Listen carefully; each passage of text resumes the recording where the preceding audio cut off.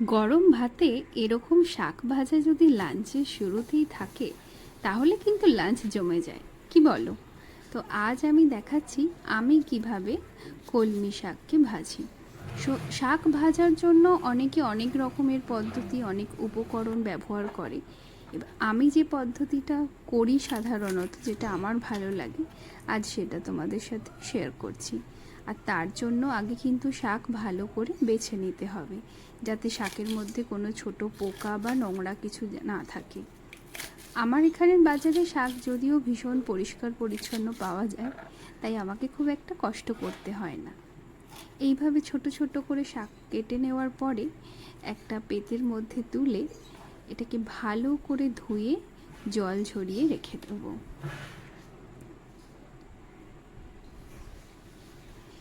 এবার কড়াইতে দিয়ে দিলাম সরষের তেল, আর তার মধ্যে দিয়ে দিলাম দুটো শুকনো লঙ্কা আর একটু রসুন।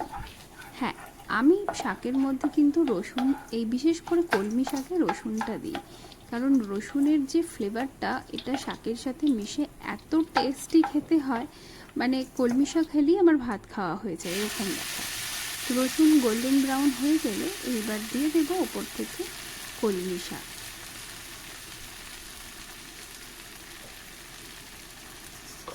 এবার এর উপরে আমি দিয়ে দিচ্ছি হাফ চামচ মতো নুন, আর দিয়ে দেব অল্প পরিমাণ হলুদ।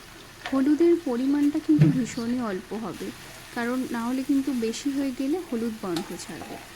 এইবার এইভাবে 2 মিনিট একেবারে লো ফ্লেমে শাকটা নাড়াচাড়া করার পরে 5 মিনিটের জন্য এটা ঢাকা দিয়ে আমি রান্না করব। গ্যাসের ফ্লেমটা কিন্তু অতি অবশ্যই লো ফ্লেম থাকবে।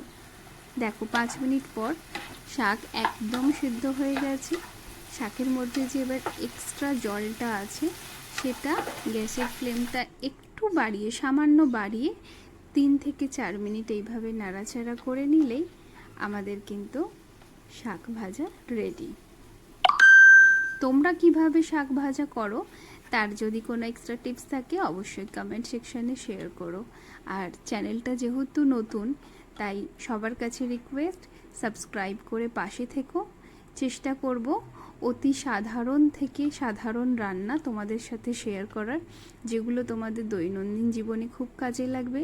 আর তার সাথে বিভিন্ন রকমের ডেলিশিয়াস ফুড রেসিপি তো আছেই।